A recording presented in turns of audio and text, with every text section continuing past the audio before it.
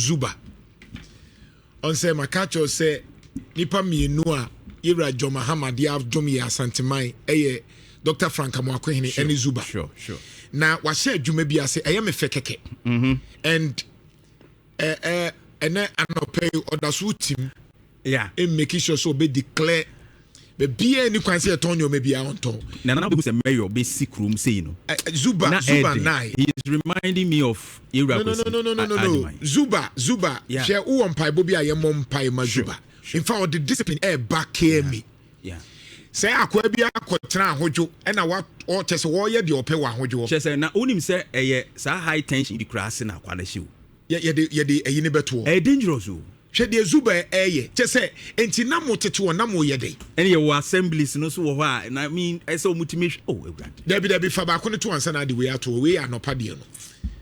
Ma share eno. Na okọ ahojo na akwa bi de wo ye kra ye electrical so hunyoma na ye high tension na o say ye nyoma ebetumi aspake ama high tension na adwiriga bi be say na jato be bia na akokan na jato na say ya ba na de ani ahwe ha say nipa ni sika na hia no KMA Boss amana up to 3rd of December oh yeah you kra na nka me fin say ade chen ye na some on man say sister or say after 3rd of December no anya omode oma cars beba besisa ekabia so omo bebo no obetua and this is what we want ZUBA dia wo ye ne to asoma ye Kumasi discipline ni ha enti for sad discipline no because so kra de enya ndisi asemo oh there be oso manhia sure and oti kokko so ani agi dia wo ye no yeah ZUBA nie e no call bebia ye ka no bra Facebook ne behwe KMA me you asem na me kai sure enti won so ye MMDC anu asua because we are yebe kamfo. Yeah.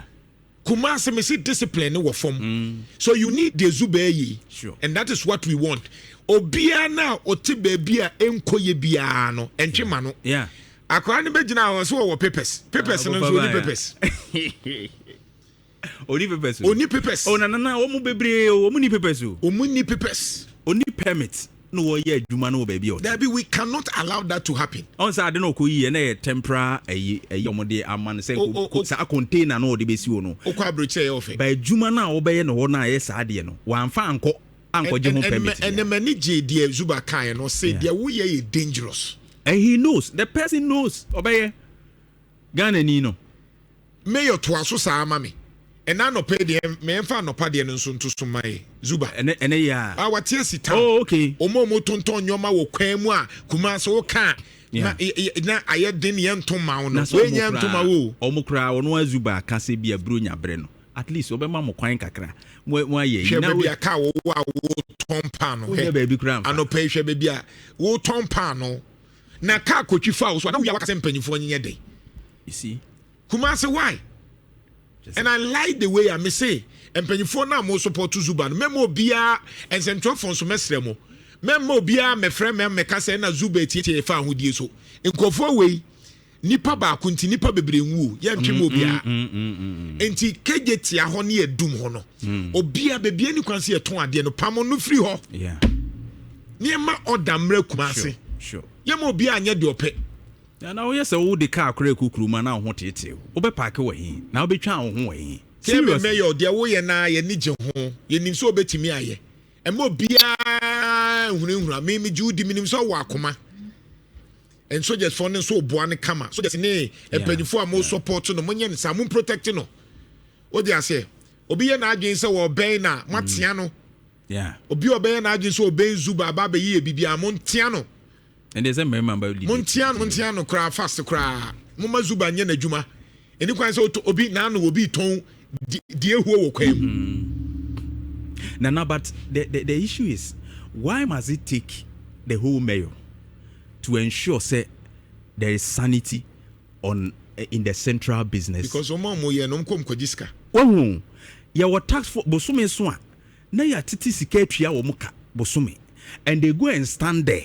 Sa KMA tax force for no say hin for they go and stand there nensem hunu nko a adwuma na so mo ye if it takes the mayor to come and drive one more ton pan any tomatoes will come there. There is a challenge. Last year, Obi, we don't need a task force over there. Tomatoes will come on car chifa almost last year. But not task forces echo. ni asa ko twitwa ticket amom ZUBA kin ZUBA dia wo ye no ye support why emma obia ye support no 100%. Me see ye ma discipline imra Kumasi because Kumasi obia ye de enye hwe no let's clear them.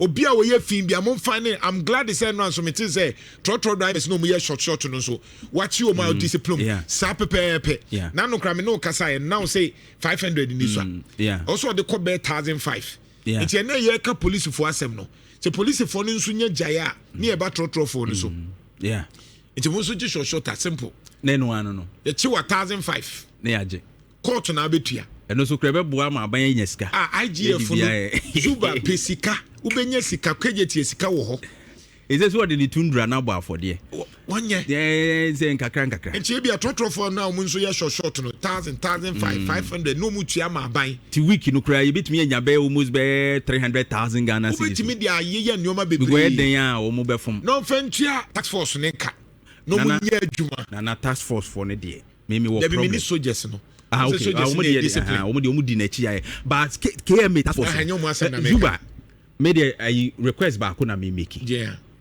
on pay some KPIs be for this task force because it shouldn't take the KMA mayor.